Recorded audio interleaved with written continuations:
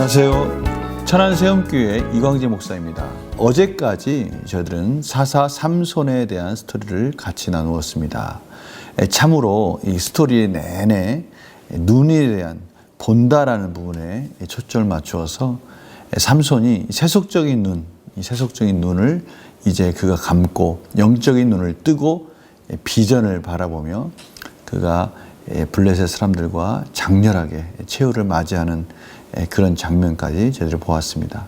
이제 또 사사기의 마지막 부분을 달려가면서 하나님께서 이스라엘 백성들이 어디까지 이 땅으로 곤두박질 쳤는지 적나라하게 보여주는 장면들을 저희가 볼 텐데요. 이런 내용들을 통해서 우리의 이 나라 가운데 또 교회 가운데 우리 삶 가운데 영적인 침체기에 우리가 어디 부분을 어떻게 점검해야 할지 또 이런 부분을 또 저희들이 같이 나눌 수 있을 것 같습니다. 제가 기도하고 시작하겠습니다. 하나님 아버지 감사합니다. 저희들이 사사기를 통해서 하나님께서 들려주시는 귀한 메시지를 듣습니다. 이 시대에 꼭 필요한 메시지입니다. 저희들 가운데 필요한 것들을 공급해 주신 하나님, 선한 길로 가장 좋은 것으로 인도해 주시는 하나님, 오늘도 말씀하여 주시고 성령님 조명하여 주시옵소서. 감사드리며 예수님의 이름으로 기도드립니다. 아멘. 사사기 17장 1절에서 13절 말씀을 봉독해 드리도록 하겠습니다. 에브라임 산지에 미가라 이름하는 사람이 있더니 그의 어머니 이르되 어머니께서 은 1,100을 잊어버리셨으므로 저주하시고 내 귀에도 말씀하셨더니 보소서 그 은이 내게 있나이다. 내가 그것을 가졌나이다 하니 그의 어머니 이르되 내 아들이 여호와께 복받기를 원하노라 하니라. 미가가 은 1,100을 그의 어머니에게 도로 주매 그의 어머니 이르되 내가 내 아들을 위하여 한 신상을 새기며 한 신상을 부어 만들기 위해 내 손에서 이 은을 여호와께 거룩히 드리노라. 그러므로 내가 이제 이 은을 내게 도로 주리라. 미가가 그 은을 그의 어머니에게 도로 주었으므로 어머니가 그 은 200을 가져다 은장색에게 주어 한 신상을 새기고 한 신상을 부어 만들었더니 그 신상이 미가의 집에 있더라. 그 사람 미가에게 신당이 있으므로 그가 에봇과 드라뷴을 만들고 한 아들을 세워 그의 제사장으로 삼았더라. 그때에는 이스라엘에 왕이 없었으므로 사람마다 자기 소견에 옳은 대로 행하였더라. 유다 가족에 속한 유다 베들레헴에 한 청년이 있었으니 그는 레인으로서 거기에 거류하였더라. 그 사람이 거주할 곳을 찾고자 하여 그 성읍 유다 베들레헴을 떠나가다가 에브라임 산지로 가서 미가의 집에 이르매 미가가 그에게 묻되 너는 어디서부터 오느냐 하니 그가 이르되 나는 유다 베들레헴의 레인으로서 거류할 곳을 찾으러 가노라 하는지라. 미가가 그에게 이르되 내가 나와 함께 거주하며 나를 위하여 아버지와 제사장이 되라. 내가 해마다 은 10과 의복 1벌과 먹을 것을 주리라 하므로 그 레인이 들어갔더라. 그 레인이 그 사람과 함께 거주하기를 만족하게 생각했으니 이는 그 청년이 미가의 아들 중 하나같이 됨이라. 미가가 그 레인을 거룩하게 구별하며 그 청년이 미가의 제사장이 되어 그 집에 있었더라. 이에 미가가 이르되 레인이 내 제사장이 되었으니 이제 여호와께서 내게 복 주실 줄을 아노라 하니라. 아멘. 오늘 본문을 보시면서 오늘 본문을 읽으면서 어떤 생각이 들던가요? 완전히 영적으로 뒤죽박죽된 그런 느낌이 들지 않습니까? 보십시오. 완전히 진짜 자기 마음대로입니다. 에브라임 산지에 미가라 이름하는 사람이 있었다고 합니다. 근데 그의 어머니에게 이렇게 말을 합니다. 어머니께서 은 1,100을 잊어버리셨으므로 저주하시고 내기에도 말씀하셨더니, 그러니까 미가의 어머니가 은 1,100을 잊어버리고 나서 이 은을 훔쳐간 사람은 저주를 받을지어다라고 해버린 거예요. 그랬더니 미가가 그 이야기를 듣고 나서 저주받기 싫으니까 어머니에게 또 그 은 1,100을 돌려줍니다. 훔쳐간 아들은 또 뭐고 또 그걸 저주한 그 저주를 받고 이제 그 저주가 받기 싫으니까 또 돌려주는 그런 모습인 것이죠. 그런데 또 재밌습니다. 훔쳐간 아들도 그런데 어머니가요. 그 은을 주면서 은이 여기 있습니다. 그랬더니 어머니가 갑자기 아들에게 여호와께 복받기를 원하노라. 여호와 이름으로 복을 빌어줍니다. 왜냐하면 자기가 저주한 그 당사자가 아들인 걸 알고 나니까 그거를 또 상쇄해야 되니까 또 복을 빌어주는 거예요. 이게 뭡니까? 그냥 자기 소견에 옳은 대로 하는 겁니다. 그 어머니가 또 그렇게 아들이 돌려준 그걸 가지고 신상을 부어 만든다고 그렇게 말을 하면서 이 은을 여호와께 거룩히 드리노라 하면서 그 은 1,100을 가지고 이제 여호와께 드리겠다라고 말을 하는 거예요. 그리고 나서 어머니가 그것을 받아가지고 그 1,100 중에서 은 200을 가져다가 은장색에 주어서 신상도 새기고 신상을 또 부어가지고 또 만듭니다. 새기기도 하고 부어서도 만드는 거예요.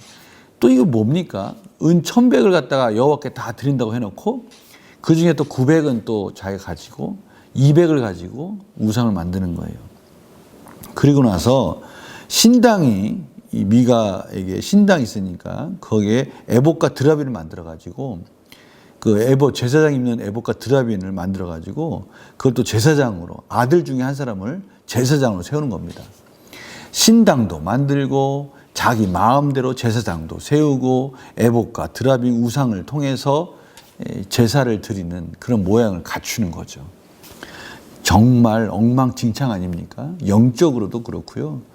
축복도 했다가 저주도 했다가 그 기준도 없고요. 이러한 상태가 지금 이스라엘의 상태고요. 그것을 6절에 간단하게 이렇게 설명해 줍니다. 그때는 이스라엘에 왕이 없었으므로 사람마다 자기의 소견에 옳은 대로 행하였더라. 왕이 없었다.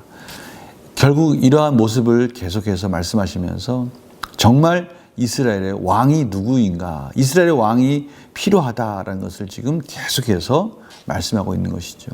결국 우리의 만왕의 왕이신 예수 그리스도를 계속해서 기다리는, 갈망하는 그런 모습. 예수 그리스도가 없을 때의 그 엉망진창인 삶을 지금 설명해 주고 있는 거예요. 또 오늘 보니까요, 이 엉망진창의 마지막 극치, 마지막 보류였던 그 한 계층이 있지 않습니까? 그 계층, 바로 그 이스라엘 중에서도 거룩함 중에서도 거룩한 이 레위인의 타락이 또 이어집니다. 오늘 보시면 유다 베들레헴에 한 청년이 있었으니 그는 레위인으로서 거기서 거류하였더라. 이 베들레헴은 레위인들이 거주하는 곳이 아닙니다.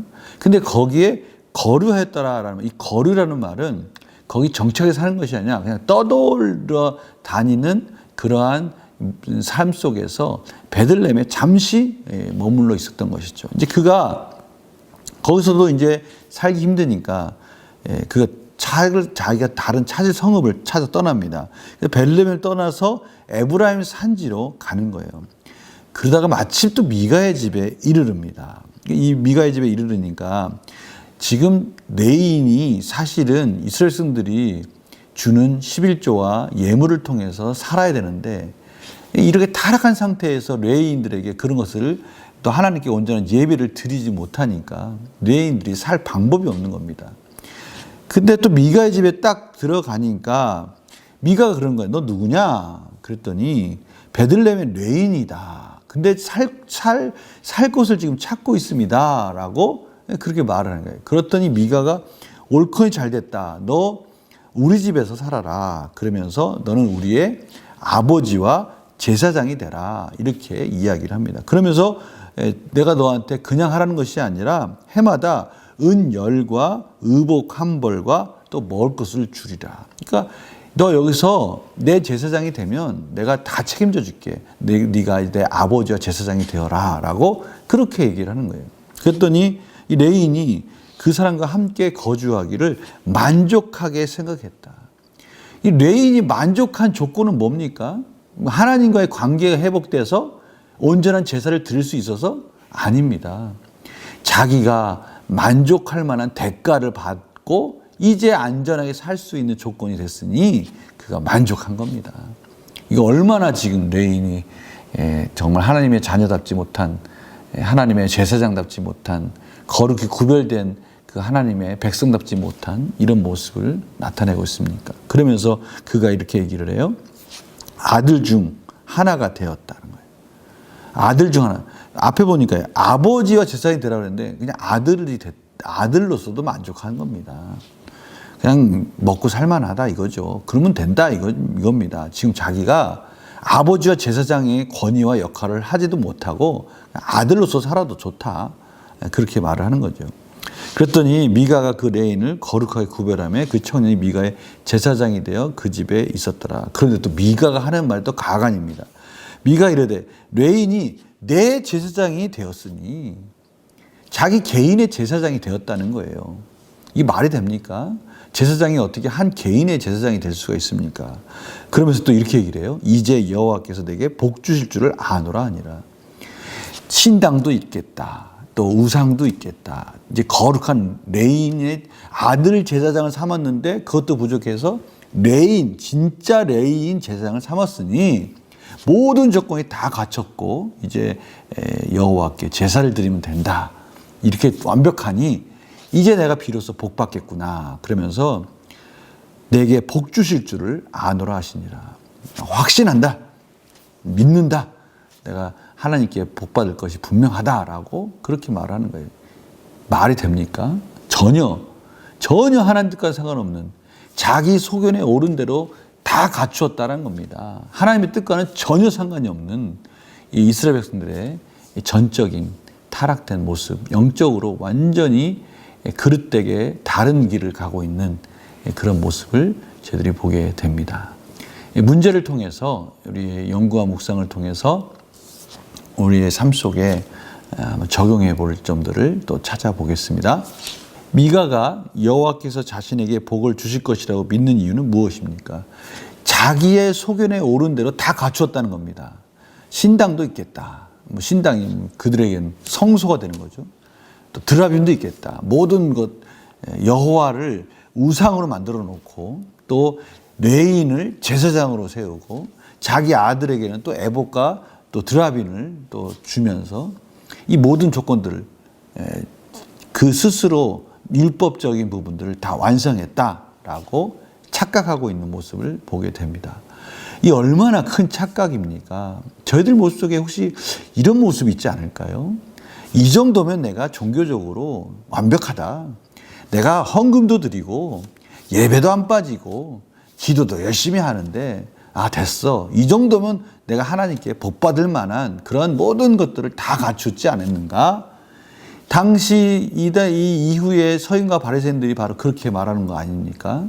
자기 소견에 옳은 대로 자기 생각에 맞게 하나님을 잘 섬기고 있다라고 착각을 하고 있는 것이죠. 그래서요, 느낀 점 보면요, 여호와 이름을 부르면서 실상은 우상을 섬기는 자가당착에 빠진 미가의 가정을 보면 무엇을 깁니까? 자가당착. 자기 스스로 잘 믿고 있다. 내가 여호와를 잘 섬기고 있다. 하나님께 제사를 잘 드리고 있다라고 스스로 착각하고 있는데요. 엉망진창인 제사를 드리고 있고요. 하나님 뜻과는 전혀 상관없는 제사를 드리고 있는데 그것을 만족해하면서 복받을 준비를 하고 있는 겁니다. 하나님 보시기에 정말 안타까운 그런 장면입니다. 그런데 혹시 저희들 가운데 이런 부분이 있지는 않은지 모르겠어요. 저희들 예배를 드린다고 하지만 그 예배 가운데 정말 우리의 상한 마음으로 오직 하나님만을 경배하고 있는지, 아니면 정말 내 자신을 위한 기복적인 부분을 가지고, 물론 저희들이 기복적인 부분을 완전히 무시하자는 건 아닙니다. 저희들이 하나님의 은혜 가운데 행복한 삶을 살 수 있죠. 넉넉한 삶을 살 수 있습니다. 그러나 그것이 중심이 돼서는 안 된다는 것이죠. 오늘 보십시오. 미가는 자신이 복받기 위해서 스스로 모든 것들을 만들고 모든 것들을 재단해 버렸습니다. 하나님을 자기 스스로 만들어 버린 거예요. 이것이 우상인 것이죠. 저희들이 이러한 착각에 빠지지 않기 위해서는 어떻게 됩니까? 영과 진리로 드리는 예배가 돼야 됩니다. 영이라는 것이 무엇입니까? 하나님 영이시니 예배하는 자가 영과 진리로, 하나님, 보이지 않는 하나님 앞에, 보이지 않는 하나님, 그러면요, 저희들은 하나님이 저희 삶 가운데 모든 부분 가운데 저들과 함께 하신다는 것을 믿고 그 하나님을 경외하는 마음으로 진심으로 하나님 앞에 겸손하게 드리는 예배를 말하는 겁니다. 최선을 다해서 우리의 마음의 중심으로 드리는 예배를 말하는 것이죠. 형식적으로 드리는 예배가 아닌 것입니다. 또 진리로 하나님의 말씀 따라서 드려야 되는 겁니다. 하나님이 기뻐하시는 삶 속에, 말씀에 순종하는 삶 속에 하나님이 원하시는 예배를 드려야 되는 겁니다. 말씀 안에서 하나님이 기뻐하시는 예배가 무엇인지를 찾아가는 것입니다. 내가 원하는, 내가 기뻐하고 내가 감정에 치우치고 있는 내가 만족하는 예배가 아니라 말씀에 따라서 말씀 중심으로 하나님께 예배 드리는 삶을 말하는 것이죠.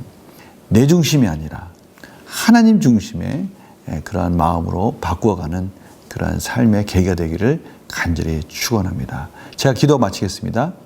하나님 아버지, 그렇습니다. 하나님께 예배한다는 것, 그것은 영과 진리로 드리는 예배, 우리의 마음의 중심으로, 말씀 중심으로 정말 진리의 삶이 동반되는 그러한 예배라는 것을 다시 한번 깨닫고, 혹시나 오늘 미가처럼 여호와께 예배를 드린다고 하면서 자신이 만든 우상에게 예배를 드리고 있지는 않은지 우리 스스로를 돌아보며 하나님께서 주시는 영적 분별력을 가지고 하나님 기뻐하시는 예배로 저희들이 바꾸어 갈 수 있도록, 또 하나님 기뻐하시는 예배를 드릴 수 있도록 인도하여 주시옵소서.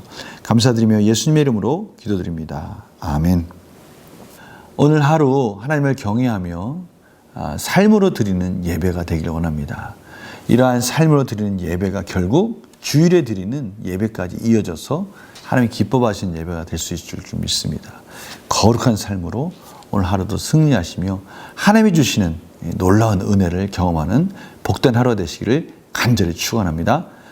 거룩한 주일 또 보내시고요. 월요일 날 말씀 묵상 계속 이어지겠습니다. 안녕히 계세요.